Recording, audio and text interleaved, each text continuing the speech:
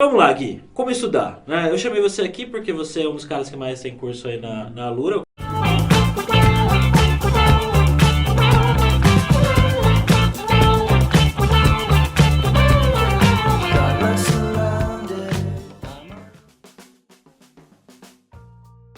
Quando você pega uma coisa nova para estudar, né, que você precisa criar um curso disso, porque você tem curso de linguagem de programação, então tem Swift, tem curso de Java, tem curso de Vagrant, você tem curso também de e-mail marketing, algoritmos, né, agora você está criando cursos para Loristart, então são várias coisas diferentes que, pô, né, você não simplesmente acorda e fala, vou fazer esse curso aqui, vai lá e faz. Então, se amanhã alguém chegar pra você e falar, olha, você tem que gravar um curso disso aqui agora, qual que é a sua abordagem pra aprender isso? Então, a questão é como eu estudo, né? O que eu já vi o pessoal fazendo pra estudar. Uma coisa que não tem como fugir tem que focar. Não tem como, você tem que focar. Tem que focar. Não adianta, sabe, você fazer meia boca. Se hoje você estudar, amanhã, depois não estudar, semana que vem você pegar mais um pouco. Se você não tiver um ritmo razoável de estudo, não vai ficar. Todo mundo aqui já deve ter aprendido língua, tentado aprender língua. Língua eu considero pessoalmente mais difícil do que aprender uma língua do que aprender a programar, porque os resultados não são tão imediatos quanto programação. Programação você começa a ter resultado rápido, isso te anima. Língua você começa a aprender, aí você começa a ver gramática, aí você começa a ver o quão limitado você você desiste muito rápido. Então você já deve ter visto que é muito difícil na língua a gente manter um ritmo. Na programação, no design, seja lá o que for, em qualquer coisa que a gente quer aprender, piano, seja lá o que for, a gente também precisa ter ritmo, assim como a língua. E então a primeira coisa eu acho que é você ser capaz de isolar um tempo do seu dia, da tua semana, para você estudar, para você se dedicar àquilo. Como você vai estudar, se vai ser na prática, se vai ser com cursos, se vai ser googlando, se vai ser seja lá o que for, é uma outra história, é uma outra discussão, não tem problema. Mas você só entra nessa segunda discussão se você tiver tempo para isso, sabe? Algumas pessoas aqui devem ter namorados e namoradas, maridos e esposas, filhos e filhas, e pais e etc. Sim. Você só mantém uma relação com eles porque você separa tempo para isso. A gente não para pensar, mas quando a gente tem uma namorada ou um namorado e a gente mora separado, a relação só rola porque a gente separa toda sexta-feira à noite, todo sábado inteiro, domingo inteiro, toda quarta-feira, sei lá que horário, sabe? Você separa aqueles horários para encontrar aquela pessoa. Por isso que a relação rola. Se você deixar rolar qualquer coisa, se deu, deu, se não deu, não deu, acaba. É óbvio que acaba. Não tem relação. Não existe o contato. A mesma coisa pro estudo. Se você deixar para quando tiver tempo, você nunca vai ter tempo. Você sempre vai ter outras coisas. Um dia vou estudar. A hora que der vai dar, não, agora tem não sei o que, agora tem não sei o que lá. Todos esses não sei o que são extremamente válidos. Todos eles são válidos. Agora tem um seriado super legal, agora vai ter um filme novo que saiu, agora tem uma outra coisa que eu tinha que ver, tem uma outra coisa que eu tinha que ler, tem um outro cara que eu queria visitar. Sempre vai ter, todas elas são extremamente válidas e você tá certo. O problema é, se você não separar o tempo, você sempre vai ter essas coisas. Então precisa separar. Aí sugestão a tática que mamãe e papai ensinou lá quando a gente era criança e a gente sempre odiou, provavelmente, que é pegar um calendáriozinho e falar, olha, terça-feira à noite, tal a tal hora, é isso que eu vou fazer. Ou eu costumo usar horários que eu gosto, já usei várias vezes, vários tipos de horários. Eu costumo usar bem cedo, de manhã, acordou, escovou o dente, sentou para estudar. Eu costumo fazer isso, eu gosto muito de fazer isso, porque não tem nada me atrapalhando. Se acordou e vai estudar, não tem e-mail de ninguém para ficar lá, não começa a bombardear de e-mail, não tem nada, você estuda. Então de manhã, eu acho muito bom, bem cedo. E no fim do dia, quando tá um pouco relaxado. De algumas coisas que você falou aí, tem algumas que eu achei interessante. Primeiro, não ficar sonhando em estudar alguma coisa, né? Ficar falando, tipo, um dia eu quero estudar, sei lá, React. Eu quero aprender. Um dia eu vou aprender, um dia eu vou. Né? Não.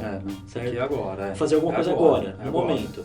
Porque muita gente também acha que precisa ficar, sei lá, estudar 4 horas. Né? Isso é uma coisa que você já até escreveu post sobre, né? Que mais importante do que você estudar um montão é a constância. Isso, você fazer frequente. Como que você controla essas horas do que você vai estudar? Já tive vários momentos da minha vida em que eu usei técnicas diferentes e para cada pessoa vai adaptar uma técnica. Claro, mas conta algumas pra gente aí então, que você já usou. Numa época que eu estava dirigindo pro trabalho, por exemplo, aí o que eu fazia, eu tinha um calendário e no calendário eu colocava o tempo de ir pro trabalho, voltar, etc. E em casa eu tinha 1 hora por dia para estudar. Aí o que eu pessoalmente pegava, eu pegava 5 cursos diferentes, de assuntos razoavelmente ligados, mas 5 cursos diferentes, e cada dia eu estudava um diferente. Vou dar um exemplo, para não pegar coisas muito distantes, 2 de programação, 3 de programação, 2 de design.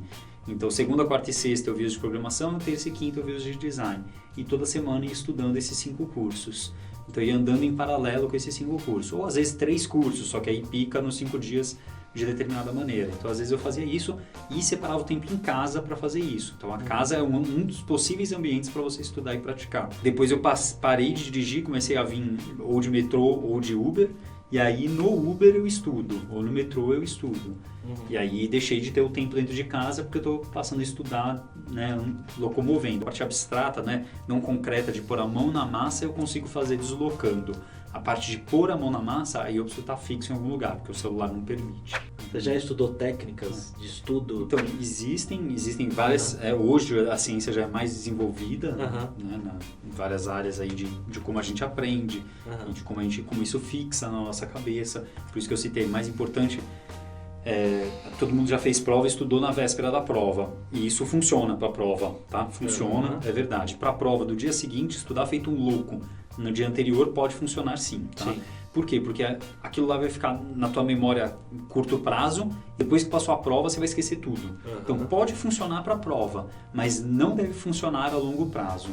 Então depende do teu objetivo. Então para esse objetivo, que por exemplo eu quando tenho o objetivo de criar um curso, muitas vezes eu tenho o objetivo de criar aquele curso. Então, eu converso com o especialista, faço não sei o quê, monto o curso. Mas meu objetivo não é manter aquele conhecimento a longo prazo. Então eu posso esquecer aquilo que eu não estou nem aí, porque não é o meu objetivo. O objetivo não era usar aquilo a longo prazo. Meu objetivo era estruturar alguma maneira aquilo para que outras pessoas pudessem aprender. Sim. Aquele é o meu objetivo. Mas se meu objetivo é levar aquele conhecimento a longo prazo e desenvolver ele, etc., aí eu preciso separar ele e dar uma frequência a retomar aquele assunto. Então, um exemplo que eu gosto de dar é, não adianta a gente aprender todos os números de 1 a 1 milhão. Vou aprender japonês, yes. Aí você aprende os números de 1 a 1 milhão na primeira aula. Não, na primeira vai ter alfabeto, não sei o quê. Mas na aula de número, você aprende de 1 a 1 milhão. Aí eu pergunto, o que você faz com o número 1 milhão? Sabe, nos teus primeiro ano de aprendizado de uma língua, você vai usar raramente o número 1 milhão. Eu entendo que no japonês a moeda tem uns zeros a mais, etc. Então 1 milhão vai aparecer mais rápido do que aqui pra gente no português. Mas mesmo assim, 1 milhão, você não precisa, na primeira aula de número da tua vida, aprender esse 1 milhão. Então aprende só alguns números. Daqui uma semana você aprende os outros números. E daqui outra semana você aprende os próximos.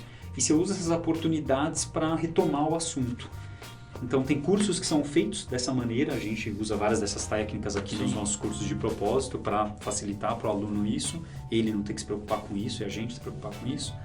Mas o aluno também pode usar isso, então ele quebrar a semana dele e falar, olha, é de segunda e quarta que eu vou estudar inglês, é de terça e quinta que eu vou estudar programação, e aí na semana que vem, é terça e quinta de novo, ele volta na programação, etc. É uma das maneiras dele estar fazendo isso, estar sempre em contato e deixando um tempo para aquilo sentar na cabeça dele e voltar, sentar e voltar, pensar, etc. Então a frequência, por exemplo, é uma das coisas que vem da ciência, né? De você repetir espaçadamente. Você repete aquilo de uma maneira espaçada, o treino, né? De uma maneira espaçada. Sim. Em vez do que fazer o cramming, né? Que é tudo de uma vez só. Tudo de uma vez só vai funcionar a curto prazo. Então, assim como essa, tem diversas técnicas, tem vários livros na internet, curso, um monte de coisa. Pode procurar como aprender, how to learn. E tem, o importante procura o que tem base científica, né? Sim. É mais importante do que, como eu estou dando aqui vários exemplos, sabe? Alguns desses são baseados em coisas científicas, outras são na minha experiência, o que funcionou para mim. Aí você tem que ver se funciona para você, claro.